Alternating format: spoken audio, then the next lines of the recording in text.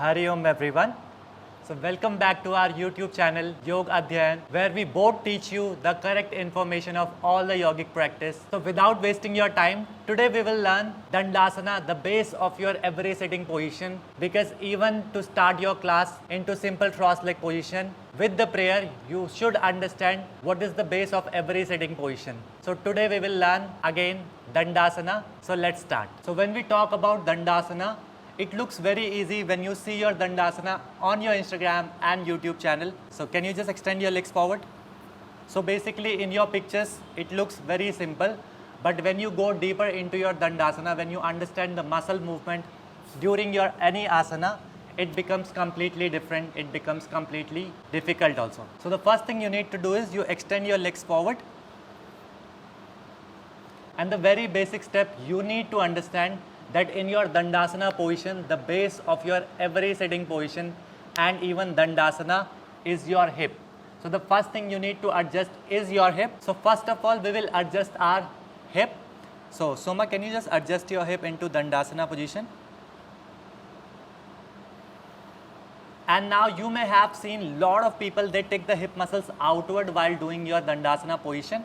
And lot of people, they adjust it differently. So what they do is, they take the hip muscle backward. So now people have lot of confusion in this, that should we take the hip muscles backward or should we take the hip muscles outward.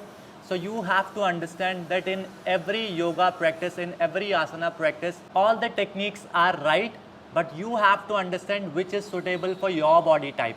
So here we will understand when you can take your hip muscle backward and when you can take your hip muscles outward. So now just understand, you may have seen a lot of people, they have this round back, and when they try to keep the back straight, they struggle a lot. They feel tension on the lower back muscle. So in this case, what you need to do, just because of here right now, you are using your tailbone.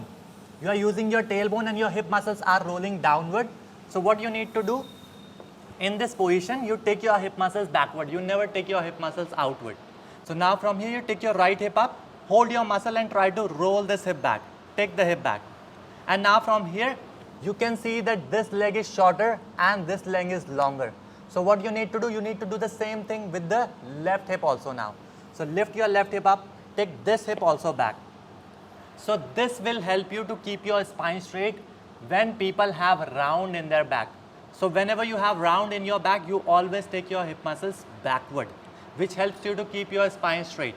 Now, if you are already with the straight spine, now in this case, you never need to take your hip muscle backward, because if you are already with the straight spine and you take your hip muscle backward, can you just Soma take your hip muscle backward?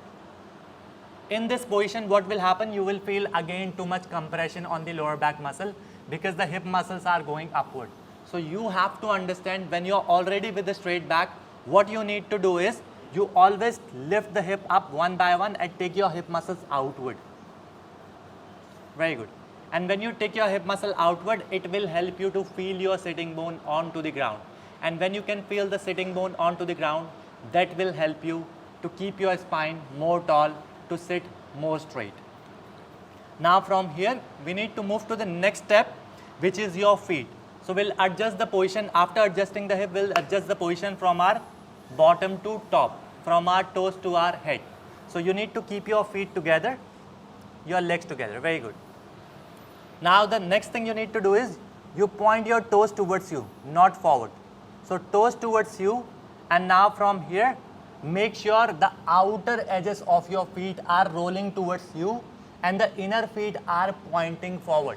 In most of the cases, when people do Dandasana, this happens with a lot of people, that the outer edges of the feet rolls forward and the inner feet comes towards the body. So what you need to do, you need to do opposite of this time.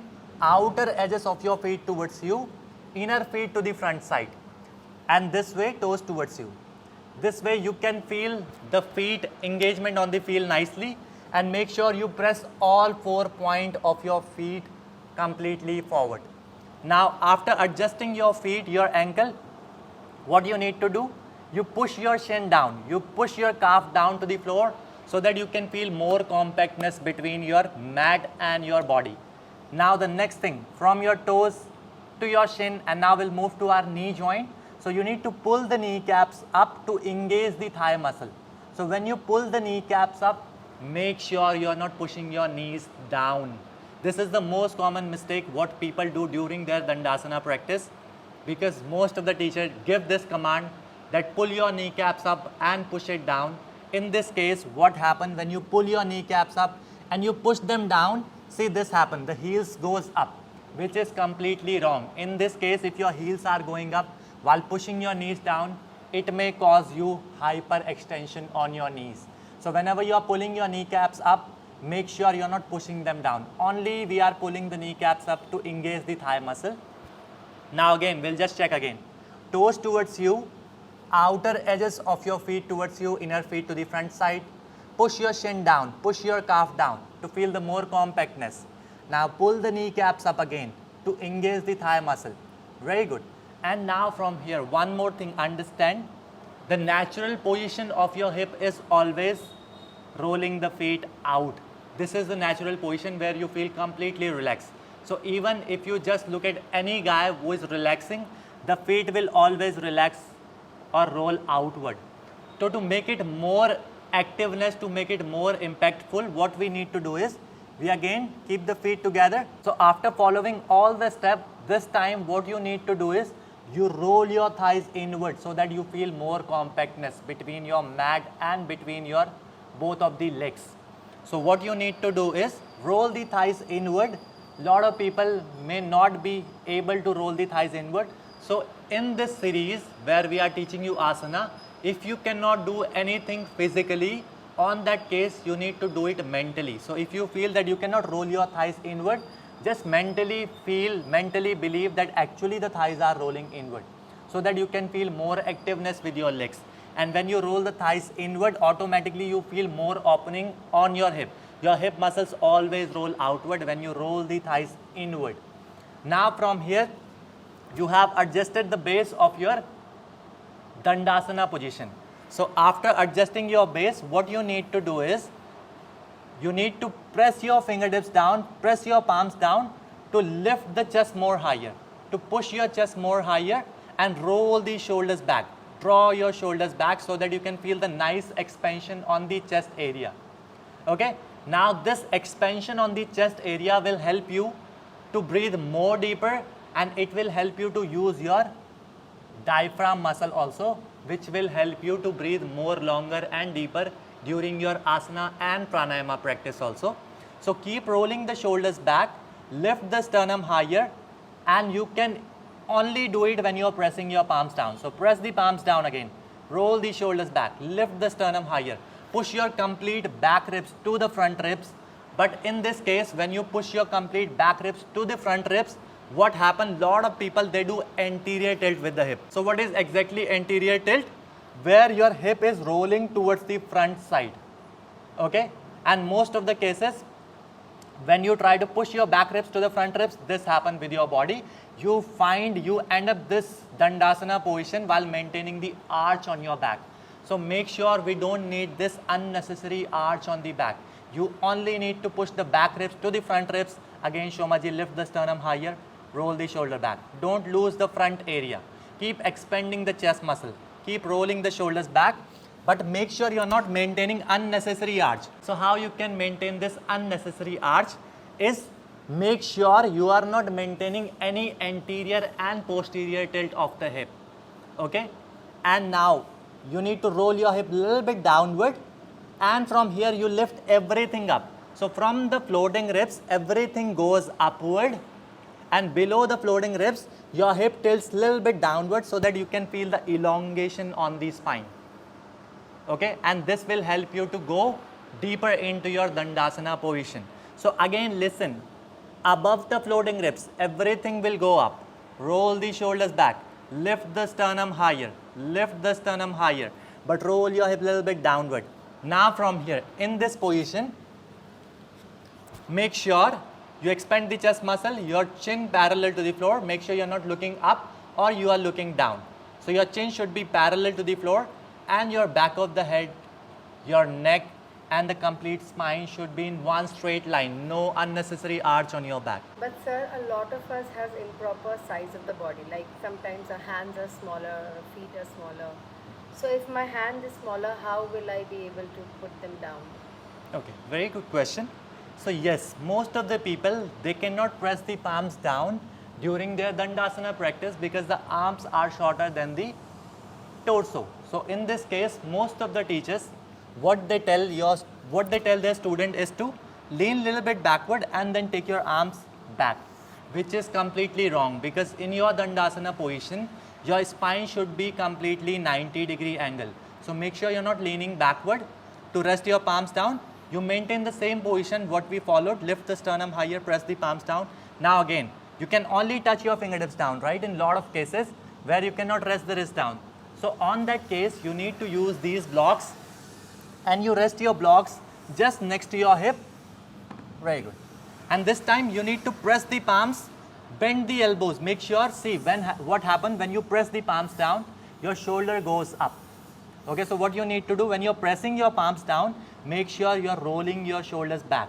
Very good. And you can bend the elbows slightly so that you can push your back ribs to the front ribs, but without maintaining unnecessary arch from the lower back. So in this way, you can adjust your Dandasana position. And even if suppose somebody have the longer arms than the torso, then on that case, you don't need to use blocks. What you can do is you can simply rest the palms down and you can bend the elbows backward.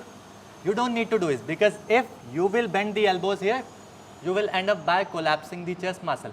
If somebody have longer arms, then only you micro bend the elbows and then you press the palms down to roll the shoulders back and lift the sternum higher. Okay?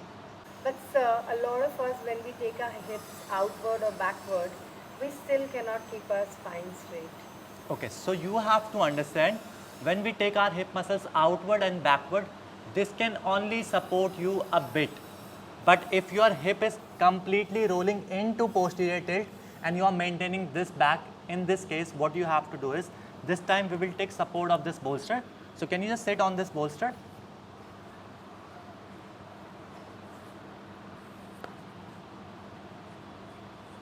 So when you sit on the bolster, and now can you just extend your legs forward? So make sure when you use the bolster, you don't sit on the center of the bolster. You always try to roll yourself forward, roll forward so that your hips come from the posterior tilt to the anterior tilt. And in this case, you are not even completely sitting on the bolster and not even completely on the floor. So you are halfway up and halfway down. And this will help you to roll your hip forward and lift the sternum higher. So in this case, you can maintain your spine straight. Yes sir, it really makes sense and I think it will help me with my classes now. Thank you. You're most welcome. So did you see how deep we can go into our position when we have correct information of our body? So did you see how deep you can go into any position when you have the correct information of your body? Because it looks very easy when you just see pictures in Instagram or YouTube channel. But when you actually know what to do with your body, the asana completely change everything in your body and in your mind. So next time, whenever you are doing any asana, make sure you follow the correct alignment of asana. And to know all the details of asanas and pranayama and all the related subject to yoga, you can follow our page Yogadhyayan. So please like, comment and share this video as much as possible with your friends.